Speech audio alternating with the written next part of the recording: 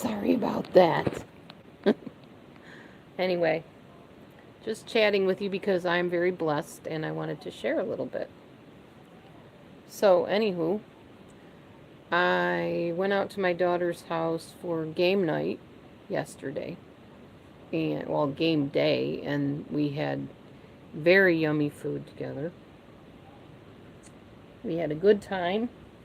My ex's wife was there, Pam, and my daughter, Randy, and Amber. Carol was not there. Anna was not there.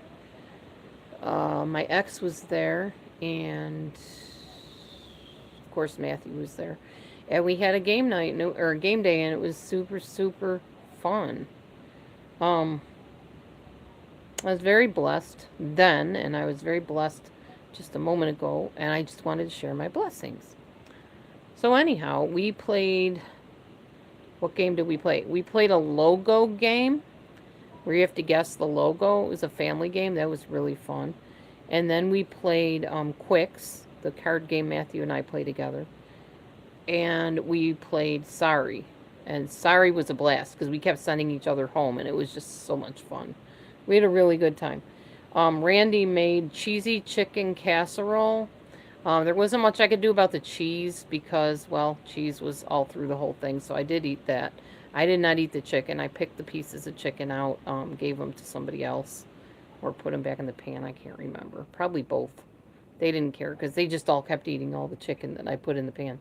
That was very good. And then we had Randy's version of Jello cake. And her version of Jello cake is a big wad of Jello on the top of cake and a little bit that seeps down into the cake. Not like your typical Jello cake that's like throughout the cake, like deep down in, kind of like a lava lamp. You know how it pours down. Yeah, she didn't know how to do that, apparently. But we ate it and we were grateful. But we told her, yeah, Randy, from now on, if you make the Jello, you don't make it like Jello. You don't use the hot water and the cold water like you're making actual Jello. You just use the hot water. Then you pour it over the cake after you take the straws or whatever and poke the holes in it or the end of a spoon. And then it seeps down into the cake, almost to the bottom. You don't want to poke it all the way to the bottom. Otherwise, the whole bottom of the cake gets nasty and gelled. But you want to poke it so that the jello goes down into the cake. So we explained to her that's how you do it, just with the hot water. You don't add the cold if you're making a cake, a jello cake. So anyway, it was still tasty and everything. We had whipped cream and yeah, that was really good. Um, and I also had some of my own food. I brought a lot of my own food so I didn't, get subjected to have to eat other food that I don't want to eat. So yeah. There was one of the biggest things I can give you guys as a suggestion if you are doing like a vegan or vegetarian thing. Hold on a second. Um, Hold on. Somebody's messaging me. Just a minute. Oh, anyways, I'm good, honey. Thanks. Vegan or vegetarian lifestyle. And people will ask you, well, what about this? What about that? Do you eat this or that? Instead of saying, oh, I can't eat this, like if you're on a diet or something, I can't eat that, say you don't. I don't eat that. I don't eat meat. I don't eat animal products. I don't eat dairy. I don't eat a lot of sugar. It works so much better than saying I can't. Because people, if you say I can't eat that, they'll start with, oh, well, a little bit won't hurt you. Come on, it's a weekend. You can splurge a little bit. They don't tend to do that as much if you say, I don't eat that. It's just like, it's your preference. It's what you don't eat. At least from my experience, they don't push it. Because I know that's hard. When you want to eat differently than other people around you, you're going to face that, where they try to either get you to explain to them why you won't do this or won't do that or whatever. Um, it just kind of heads it off at the pass, I guess. For me, anyways. That's been my experience, as I said. All right, so anyway, so that was yesterday, and then I got the fun time of sleeping on a cot overnight. That was a blast. It was very hard. It was like sleeping on Amber's tabletop. She slept in her bedroom, and I slept on the cot. And after that, when the cot got too hard, She had this little, like a beanbag chair, and I spread one blanket on top of the beanbag chair, and then I put my electric blanket, which is just like a mini blanket, over my legs, plugged it in, and I slept like a baby. Oh my gosh, I should have just started out on the chair. So I woke up this morning and I was really, really achy when it was time to get ready for church. So I kind of stretched out and did my usual body stretches I do before I even get up out of the bed, which I wasn't on a bed, but I did that. And then we went to church. We met her friends at church. I got to see, kind of put a name to the face that she talks to me about all the time on our phone calls. That was nice. And then after that, I dropped her off and drove out to a friend's house. And we played games together with this friend. We see this friend like every several years, although we're hoping to see him again in March because we don't want it to be so long in between that we get to be with our friends. So we're probably going to go visit them in March and have another game day or something fun. There we ate, well, they had chili. I didn't eat chili. I brought rice, sweet potato, spinach, my cheese sauce, and a salad. So I ate that, and they had their chili. That was fine. And then for dessert, she made this wonderful chocolate chip, like a bar, kind of, with, it had pecans in it, so I had to pull the pecans out of my mouth and stick them on the napkin, because I'm highly allergic to pecans. So I didn't eat those, but I did eat the bar, and it was delicious, and I'm very grateful for that. And then they had us sign their guest book, and then we took a picture together. So yes, I will be posting the picture on my community page at some point, so you can see that picture. Probably going to wait till they post it or share it with me, because the picture I took with my timed camera thing did not turn out in a flattering way. I was not impressed. Hi, Bobo Man. Anyway, the cats were kind of mad at me for leaving. I was only overnight, so it wasn't a big deal, but they were pretty mad. Maverick was, like, basically not having anything to do with me. He went outside and just, like, refused to come in for a while. Then he came in, because it's really cold out. I didn't want to leave him out there, obviously. But he came in, and apparently while I was gone, the cats decided they were going to have a little spat. So Maverick was the odd man out, obviously. He's the little one. Everybody picked on him. And so he was pretty mad at me, but yeah, he's over it now, and everybody seems to be kind of settling. Cats get like that if you leave, even for a little while. They just get bent out of shape. They're like, how dare you leave me? You know, I didn't get the attention I'm used to. But yeah, they seem to be pretty chill now and happy that we're home. And so yeah, it was a good weekend. It was a good, fun time. Tomorrow I go back to work, of course, like everybody that works, I guess. I should find out about some of my new job exploits this week sometime, and that'll be good. What else can I tell you guys? Oh, so I had a really interesting conversation. So as you know, I have a headlight out on my car. Well, I found out the headlight costs, like, I think the guy said $13.99, but then my ex-husband said he had a headlight out on his, and it cost like $19 to fix. And they put it in for him, but you have to pay for the light, obviously. So I told my friends at my Valiant group, which is on Monday nights, I'm not going to be able to come to the group because I can't drive without a headlight. It's illegal. And plus, you know, it's dangerous. I can't see where I'm going. So one of the ladies in it's a chat group on my phone, she said, well, can you give me your address and I will pick you up? And then the other lady chimed in and said, can you give me your address? I'm going to send you $20 so you can go and get this light fixed. And I said, you know, y'all are the greatest, because I have never been treated well by a lot of women. I've been hurt by a lot of women. In fact, mostly women that have hurt me in my life. And these women are second to none. We are all, you know, very kind to each other.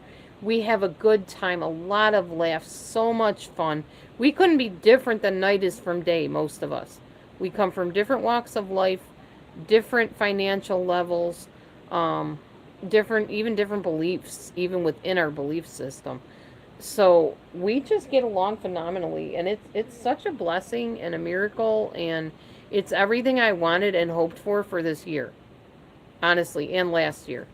I just wanted to see if I could make one other lady friend, and instead I ended up with a whole bunch of friends. I think there's like what, 8 of us maybe. Let me think a minute. Okay, her, Jackie, Michelle. What is the other one's name? Sarah,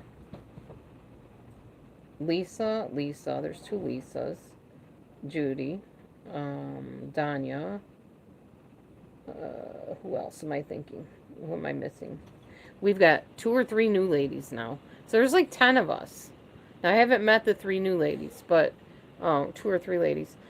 But the ones that are there are absolutely phenomenal. Excellent women. Valiant women, no doubt. And I just thanked them profusely. I said, I don't even know what to say. Y'all are the greatest. You have treated me with nothing but kindness the whole time I've been in the group. You've never shamed me, never made me feel bad for asking for help. You've been there for me. We have such a good time together. We're such, great friends and everything, and I'm really grateful to you. And Jackie said, we are supposed to love as Jesus loves. We love you. She said, we want you here. We don't want you to miss out. We want you part of this group. You're an important part. So, yeah, that, mm, right here, y'all, right here. It's just, I don't know what to say. I really don't know what to say, other than I'm just terribly, wonderfully blessed by these women, and I pray I can be a blessing to them too. And apparently I am, because that's what they tell me. So, just a wonderful thing. I just wanted to share that with you for anybody that, needed a hope that there's some really decent people in the world. On the flip side, I was looking up the crime rate in my city and in the surrounding areas, and thankfully, we get a C plus on our crime rate, which is good. But the areas around us get like a very low grade. So we are basically in the middle of crime all around us. We are in the safe spot, but all on the outskirts of where I live are all high crime rates. I like, oh, that's wonderful. So I kind of feel like I'm in Nineveh or something, or like surrounded by Nineveh, and I'm in the safe zone.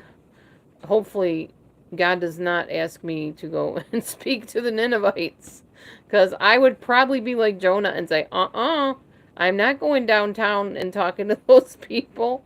There's no way. Yeah, I don't feel called to that, thankfully, but yeah, I guess this must be how Jonah felt in the Bible about talking to the Ninevites, because that's some deep evil going on there. Anyway, I'm glad I'm safe where I am at, and He allows me to stay safe. It's a good thing. But yeah, we are like marked for high crime zone, very high crime, and we're talking bad crime. So that was not pleasant. I don't want to be the statistic in the next true crime discussion, of course. I try to be very careful about, if I go out places, to protect myself and to make sure I'm aware of my surroundings and such. And I don't like driving at night at all. If I do, I lock my doors. I make sure that I have the proper lighting. Like I said, I won't drive in the dark. I've done that a few times because I didn't have a choice, but I won't do it again. So if they want me there, they can either pick me up, help me get the car thing fixed. I can always pay them back for the light. That's not a big deal. But at least I can get there safely. And it's also illegal to drive without a front light, so a headlight. It's not my whole headlight. It's literally, I think the top half works and the bottom half doesn't, if that even makes sense. But they make you buy a whole light when you have to fix it. So I don't know much about cars, but Jackie said she was going to actually try to put the light in for me, and she was going to give me the money or buy the light for me and then bring it. And then the other lady, Lisa, said, well, if you can come to group, I'll give you the money for the light. So either way, the light is getting fixed because these ladies care about me being with them, which is awesome. Very, very touching and awesome. I feel very humbled. So, yeah, that's what's pretty much going on here. The church service was good, by the way. Their worship service is really good. They were preaching on Revelation, which isn't like one of my favorite chapters, so I don't know. I didn't really get that much out of the preaching, but the worship was very beautiful. I did film some of it. I don't remember if I had a chance to upload it or not. I'm not sure. But if you saw it, that's what that was. Yeah, it's called Veritas, the church. I don't mind listing a church because y'all can come. I mean, it's open to the public. They have three services, believe it or not. I think 8, 10, no, is it 8, 9, and 11? 8, 9, and 10. I don't know, but they're that big that they have three services, and it's in Cedar Rapids, so it's huge. And everything in Cedar Rapids is so big, and there's so much of it, and it's very overwhelming if you're not used to that. Lots of people, lots of stuff, lots of things happening. Very busy area, and it's a college town, so yeah.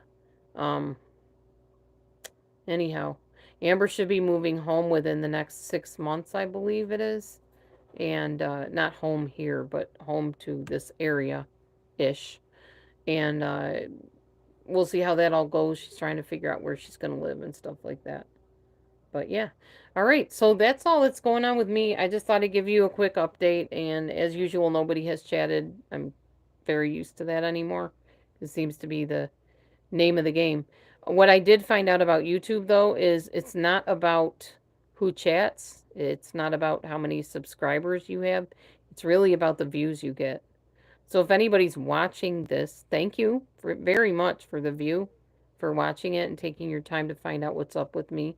Also check out my TikToks if you want, Instagram, yeah, all that stuff, and Facebook if you have that too. All right. Anyhow, y'all are kind of slipping out, so I will let you go. Have a wonderful night.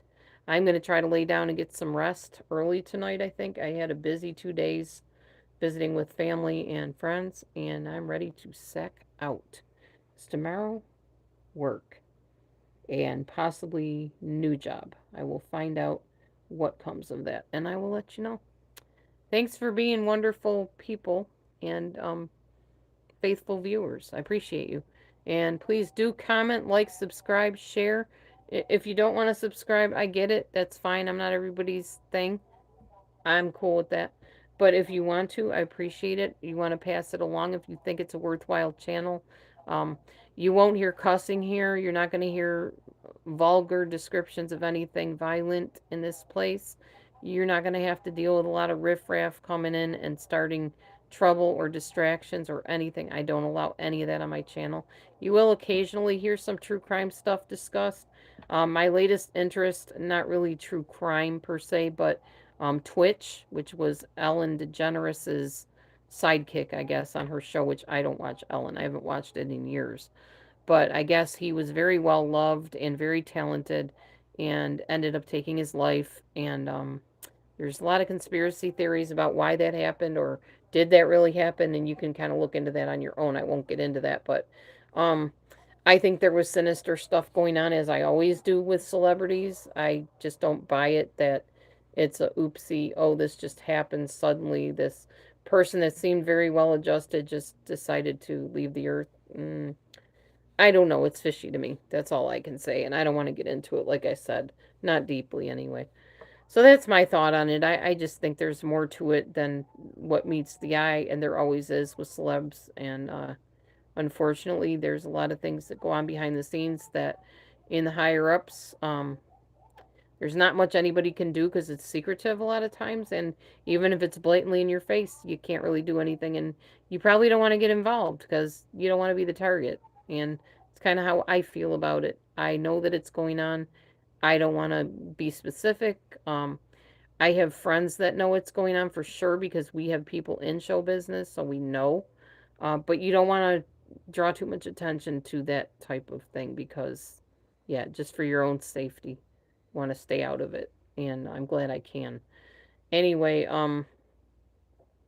I guess that's about it. I hope you all are well. I know a lot of people in my workplace are just really sick right now with strep throat and illnesses and flu and such, and I've managed to stay away from it. Praise Yahweh above for that.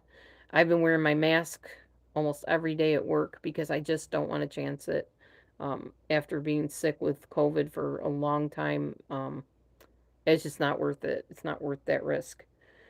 Anyhow, I will just let you go and I'll talk to you soon. Be blessed. Thanks again. Shalom.